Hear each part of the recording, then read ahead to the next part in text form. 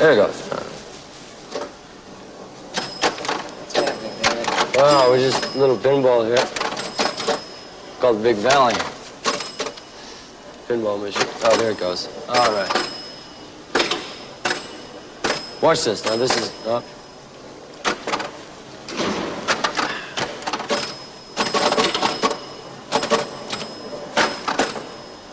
My father used to play pinball. This little diner every day, man. He was a nickel then. He loved to play pinball. I couldn't believe it. Where'd you live? Where that was Providence, Rhode Island. I grew up in Providence, Rhode Island, until I was 17. Lived with my family. Then I went to New York. First time I went to New York, I took a check of my father's and wrote a bad check for $25 and took the Greyhound bus to 42nd Street. I was scared to death. I couldn't believe it. I never left 42nd Street. I got back on the Greyhound bus after 4 hours and went home. But I bought The Myth of Sisyphus, which was a wonderful experience. Took it home and read it to my mother. Chapter 13 was called, oh, it wasn't The Myth of Sisyphus, is existentialism and human emotions. Chapter 15 called The Hole, it's about regression. I read it to my mother. My mother's comment was, well, don't try to get back in there now. That's when I knew I was no longer having a dialogue with my family. That makes any sense. 1,000. Oh, man. You gotta be keen to play pinball. Yeah, then I went back to be an actor at Herbert Bergdorf Studios when I was 19 years old, which was on Bank Street. And I went, Bank Street's the West Village, and I started walking east one day and ran into McDougal Street. And about 7 o'clock at night, I went to this place called the Gaslight, because I heard about it, you know. Jack Kerouac read poetry there, and Allen Ginsberg, and all those people. And it was famous, so I hung around till it opened up and paid my money and went inside and sat down. And it was absolutely incredible. Absolutely incredible. I never seen anything like it in my life. A guy named John Brent came out wearing a black cape and a top hat, and read a poem called Bible Land, which is hysterically funny. I mean, I was laughing for days after I heard that. I'd never seen minds like that in my life. How'd you know enough to laugh? Oh, it was so funny. How could you not laugh, man? I mean, Jesus Christ. The things he said, that's 11 years ago. The things he said came true. Like he had a place called Bible Land, and it was an advertisement, a poem at like lunch in the Garden of Gethsemane. You know, dip the string and find the golden ring. Break the tablets and win a golden calf. I mean, how can you? I was laughing hysterically. You know, and he was like, you know, a beat poet. And then there was a guy named Hugh Romney, who later became Wavy Gravy. He was a poet too. And on weekends they'd have poetry readings, and it was just that tourists would come and folk singers, right? And the poets would get up like and rage and rant and have fits. They'd have John Brent and Romney. They would have nervous breakdowns. Like they would come out with a black book, you know, with rice paper, and open their book and start to read their poetry. You know, and the rice paper is very delicate, and they'd very delicately begin to read, you know. I was staring at my mother's grave when the fire hydrant began, you know, things like that. And people would talk, naturally, the tourists, and, well, I can think this. And then they would go into hysterical temperamental fits as part of the act to entertain the audience, you know what I mean? Because after they finished their poetry readings, the only money they got was to pass a basket.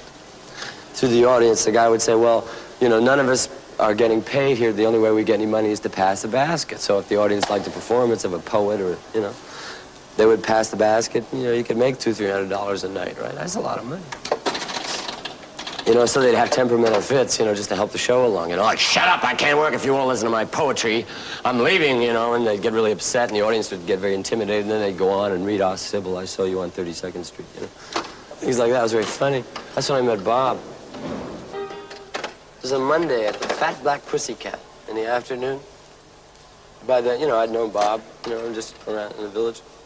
And I could play 3 chords. I could play C, G, and F on the guitar. I couldn't go, like, strum it, but I could go C, and then G. And we were sitting there, man, having a cup of coffee. And a Monday night hoots at Grudy's Folk City. That was incredible. And there was, a man now who's dead, who was a wonderful man. And Gil Turner.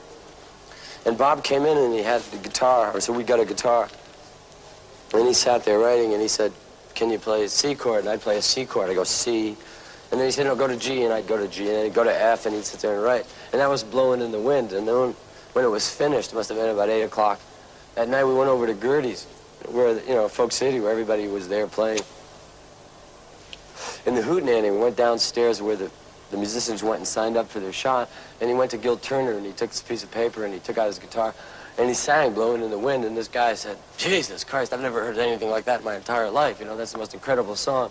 And he ran up and pinned it on the microphone, got on the stage at Grudy's and said, you know, it's a songwriter, Bob Dylan, you know, and at that time nobody wrote songs, and I'd like to sing this song because this song says a lot, you know, it has something to say. And he pinned it up with a piece of Scotch tape on the microphone. And it was real easy to play. And then he sang the song. Bob didn't sing it, he sang it. Right? And the place went nuts, you know, bullshit, you know. Great song, and Bob was like by the bar, you know, just, you know, it was really wonderful. It was an amazing experience. And that's the first time anybody, to my knowledge, ever heard Blowing in the Wind. You know? Ginsberg, those guys? I never saw those guys. They were like myths. The first guy I knew who knew Allen Ginsberg was Bob. I couldn't believe it. You know Allen Ginsberg, really? Wow. You know, everything was so impressive, man. The guy who taught me, Bob would remember too, Kevin Sweeney taught me how to talk hip. I washed dishes in the gas light. He was the cook. And he'd go, I'm hip, you're hip, I'm hip, you know, you dig it, I dig it, I can dig it. Can you dig it? I can dig it, that you can dig it, that I can dig it. And he would do that all the time, and I would sit there and wash dishes and kind of pick up on the language, and eventually I could go, I'm hip, that's cool, you know, what's happening? Even today, I still say, what's happening? Everybody would walk around. And, I mean, everyone was there. We'd go in the kitchen in the gaslight and play. A man named Luke Faust, who plays banjo and guitar, nobody's ever heard of, except his good friends. He never wanted to come out and be, you know. I mean, nobody ever thought about what's happened, you know. It was all, we were just there doing it. And there was no, we're all going to be stars and things like that, you know. We were just, you know, there to take part in the incredible energy, you know, which Kerouac and all those people had set up. You know, I came to New York, man, to be an actor. And, I wanted to be a beatnik, man. I read about it in Life magazine. I saw a picture of a guy who had bangs with a quote, like something that said, well, life is just a turkey, or life is just a cookie. I was 17. I said, that makes a lot of sense. I think I'll get a black turtleneck sweater and move to New York. Life is just a cookie.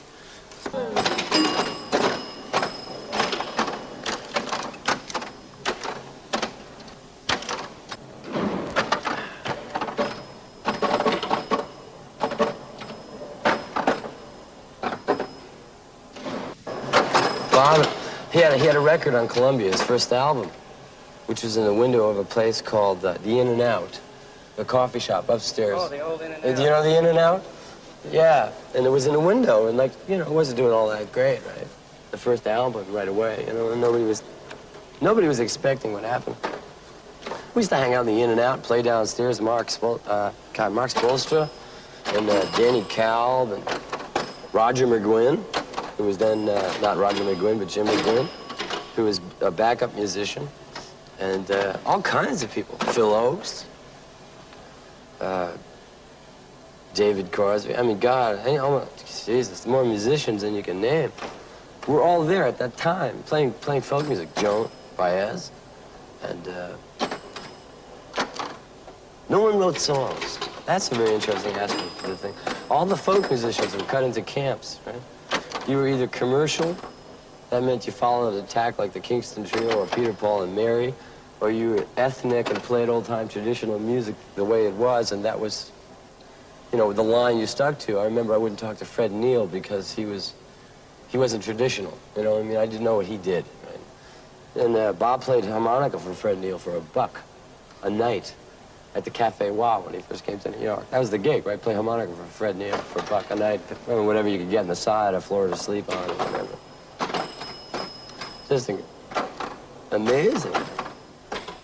still is amazing. It hasn't stopped. I mean, it's still going on. It's even funnier now than it was then. But